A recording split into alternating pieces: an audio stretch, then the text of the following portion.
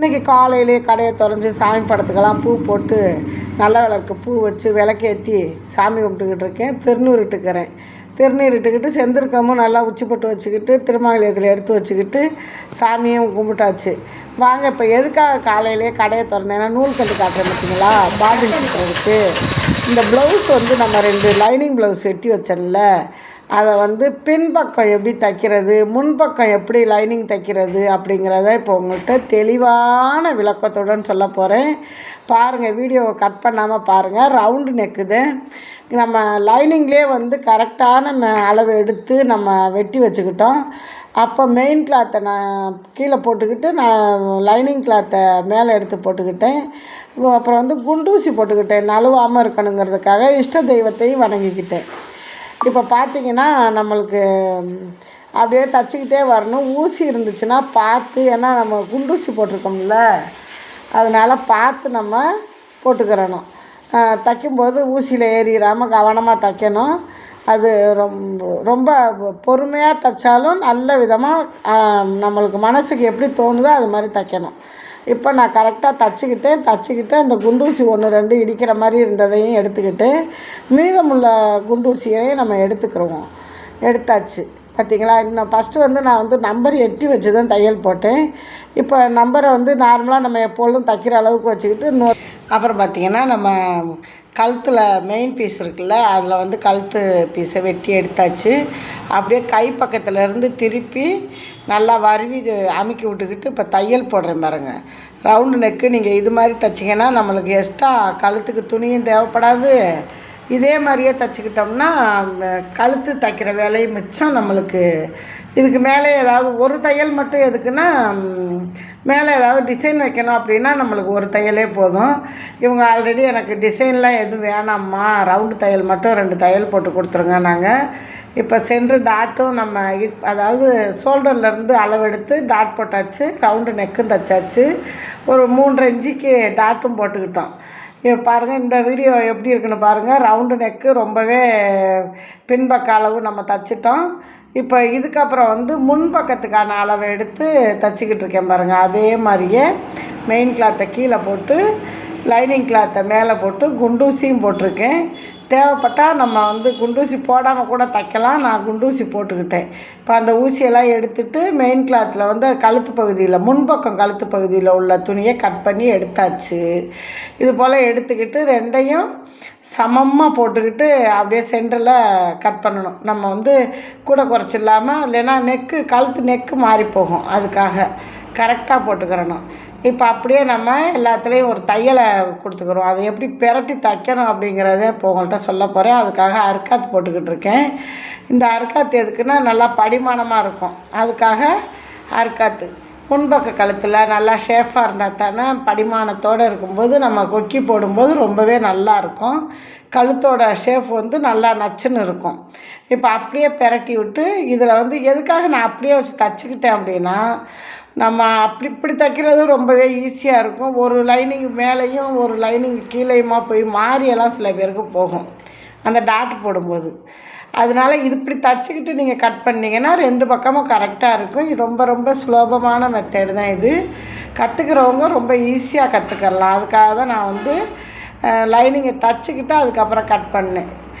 நிறைய பேர் என்கிட்ட சொல்கிறாங்க, நான் மாறிப்போச்சு, நல்ல பக்கம் மேலே கீழே போயிடுச்சு, லைனிங் பக்கம் மேலே வந்துடுச்சுன்னா அது நம்மளுடைய கவனக்குறைவு. எப்படி நம்ம போட்டு தைக்கணும், இப்போ உங்களுக்கு ஈஸியான மெத்தடுக்கு தான் நான் இதை சொல்லியிருக்கேன். இது மாதிரியும் நீங்கள் தைச்சிக்கலாம், ரொம்பவே ஈஸியாக இருக்கும். பார்த்திங்களா, லைனிங் தச்சு பிரட்டி நம்ம தனித்தனியாகவும் வெட்டி போட்டுக்கலாம். நான் இப்படியே தைச்சிக்கிட்டேன், எனக்கு ரொம்ப ஈஸியாக இருக்கும். நான் சொல்லி கொடுக்குறப்ப என்னோடய பிள்ளைகளுக்கும் நான் இதே மாதிரி தான் சொல்லி கொடுப்பேன். ரொம்ப நல்லா புரிஞ்சிச்சுமா, நல்லா தெளிவான விளக்கத்தோடு சொல்லியிருக்கீங்க, நல்லா புரிஞ்சிச்சு அப்படிம்பாங்க. எனக்கும் சந்தோஷமாக இருக்கும். பார்த்திங்களா, எவ்வளோ ஒரு ஈஸியாக இப்போ தைச்சிருக்கோம். அந்த டாட் போடுறதெல்லாம் பார்த்திங்கன்னா ரொம்ப தெளிவாக சொல்லியிருப்பேன். கூட குறைச்சி வர்றதெல்லாம் நம்ம பயப்படவே கூடாது. கொஞ்சம் லைனிங் துணியில் கூட வருது அப்படின்னா நம்ம கரெக்டாக தச்சுக்கிட்டு மிச்சம் இருக்கிற கிளாத்தை நம்ம அந்த பிசுறுகள் மாதிரி இருக்கிறதெல்லாம் கட் பண்ணி எடுத்துக்கிறணும். இப்போ இப்போ நான் அது மாதிரி தான் கூட குறைச்சி கொஞ்சம் ரொம்பவும் கரெக்டாகவும் நம்ம சொல்லிக் கொடுக்கும்போது செய்ய முடியாது. அதுக்காக இது மாதிரி மீதம் இருக்கிறத தச்சுட்டு நம்ம கட் பண்ணி விட்டுக்கரலாம். அது ஒன்றும் தப்பு கிடையாது. கூட வந்துருச்சே அப்படின்னு நினச்சலாம் நீங்கள் ஃபீல் பண்ண தேவையில்லை. ஏன்னா நம்ம அளவு எடுக்கும்போதே 2 இன்ச்சு 2 இன்ச்சு எக்ஸ்ட்ரா விட்டு தான் நம்ம அளவு எடுத்து கட் பண்ணுறோம். ஓகேங்களா? இப்போ இப்போ முன்பக்கமும் நம்ம லைனிங் கொடுத்து தைச்சிக்கிட்டோம், பின்பக்கமும் தைச்சிக்கிட்டோம். இப்போ கை வந்து எப்படி தைக்கிறேன்னு பாருங்கள். நான் கையோட உயரத்தை எடுத்துக்குவேன், அகலம் எவ்வளோ தேவையோ அந்த அளவு எடுத்துக்கிடுவேன். நேராக வெட்டியிருக்கேன் பாருங்கள். நேராக வெட்டி லைனிங் கிளாத் கொடுத்து தச்சு பிரட்டி அமுக்கு தையல் போட்டு வச்சுக்கிட்டேன். இப்போ இதை எப்படி நம்ம கட் பண்ணுறது அப்படின்னா 4 மடிச்சுக்கணும். மடிச்சுக்கிட்டு நம்மளுக்கு ஆப்போசிட்டில் மடிப்பு பகுதி இருக்கணும், ஓப்பன் பகுதி நம்மளை பார்த்து இருக்கிற மாதிரி போட்டுக்கிட்டேன் நான். நீங்கள் நல்லா தரவாக வெட்ட தெரியும் அப்படின்னா எப்படி வேணாலும் போட்டுக்கலாம். ஏன்னா உங்களுக்கு மைண்டில் இப்படி தான் வெட்டணுங்கிற அந்த கான்செப்ட் உட்காந்துருக்கும். அதனால நீங்கள் எப்படி வேணாலும் நீங்கள் போட்டுக்கலாம். பழகுறவங்க இது மாதிரி வெட்டுங்க. இப்போ அளவு ப்ளவுஸ் எடுத்து போட்டு ஷோல்டர்லேருந்து உயரத்தை அளந்து மார்க் பண்ணிக்கிட்டேன். அப்புறம் ஆம்கோல் சைடு பார்த்திங்கன்னா அந்த பக்கமும் தையலுக்கான அளவு கரெக்டான அளவுக்கும் போட்டு நம்ம டிசி கட்டியை வச்சு நான் வரைஞ்சிக்கிட்டேன். இப்போ நான் கட் பண்ணுறேன் பாருங்கள். இது மாதிரி கட் பண்ணிக்கோங்க. கட் பண்ணி எடுத்துக்கிட்டு அந்த மீதம் தூக்கி இப்போ நான் அந்த பக்கம் வச்சேன் பார்த்திங்களா, அது கை சுற்றளவுக்கு பத்தலை அப்படின்னா அதையே நம்ம கல்லியாக கொடுத்து தைச்சிக்கலாம். ரொம்ப ரொம்ப ஈஸியான மெத்தடில். அப்புறம் முக்கியமாக கையில் கவர் தட்டு எடுத்தே ஆகணும். கண்டிப்பாக கவர் தட்டு எடுத்தாகணும். எதுக்காக இந்த கவர் தட்டு எடுக்கிறதுனா, நம்ம சோத்து கை பக்கம் புடவை கட்டுறோம் இல்லையா, அப்போ அந்த கை பக்கம் முன்னாடி ஃப்ரண்ட் பக்கம் பார்த்திங்கன்னா புஷ்ஷுன்னு தூக்கிக்கிட்டு இருக்கும். இந்த கவர் தட்டை நம்ம எடுத்துட்டோம் அப்படின்னா, ப்ளவுஸ்லையும் நம்ம முன்பக்கம் கவர் தட்டை எடுத்துட்டோம் அப்படின்னா நல்லா நச்சுன்னு போய் உக்காந்துக்கும். ஜாக்கெட் போடுறதுக்கு நல்லாயிருக்கும். இப்போ நான் வெட்டிட்டு சென்டரில் ஆர்காட் பண்ணி வச்சுக்கிட்டேன். அதுக்கப்புறம் ப்ளவுஸுக்கு 2 கை வரும் இல்லையா, அதையும் நம்ம கட் பண்ணி எடுத்துக்கிட்டோம். இப்போ அதிலேருந்து நான் அப்படியே ஒரு தையலை கொடுத்துக்கிறேன். இது மாதிரி நீங்கள் தைச்சு பாருங்கள். தைக்கிறதுக்கும் நல்லாயிருக்கும், பழகிறதுக்கும் ரொம்ப ஈஸியாக இருக்கும். நம்ம எடுத்தோடனே நம்ம ப்ளவுஸுக்கு கையோட அளவை அப்படியே வரைஞ்சி வெட்டி லைனிங் போட்டு தைச்சோம் அப்படின்னா தைக்கிறதுக்கு இழுத்துக்கிட்டு ஒரு மாதிரி இருக்கும். பழகிறவங்களுக்கு ரொம்ப ரொம்ப ஈஸியான மெத்தட் இது. என்னோடய அனுபவத்தில் நான் இப்படி தான் எல்லாருக்கும் சொல்லி கொடுத்துருக்கேன். இது மாதிரி தான் நானும் தைச்சி கஸ்டமருக்கு கொடுத்துருக்கேன். அதனால தான் இதை நான் உங்களுக்கு ஒரு பதிவாக போடுறேன், பார்த்து தெரிஞ்சுக்கோங்க. அப்புறம் என்னோடய ரெக்வெஸ்ட் என்னென்னா, இந்த வீடியோ ஃபுல் வீடியோவாக பாருங்கள், இழுத்து விட்டு பார்க்காதீங்க.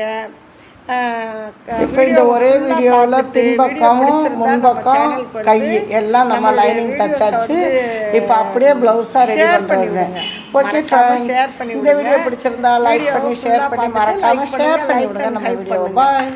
ஓகே ஃப்ரெண்ட்ஸ், இந்த வீடியோ பிடிச்சிருந்துச்சுன்னா நம்ம மக்களுக்கு நிறைய ஷேர் பண்ணி விடுங்க. எனக்கு நீங்கள் வேறு எந்த உதவியும் செய்ய வேணாம், ஷேர் பண்ணி விடுங்க. இதில் நம்ம கிராஸ் பட்டி போட அடுத்த வீடியோவில் போடுறேன். ஓகே.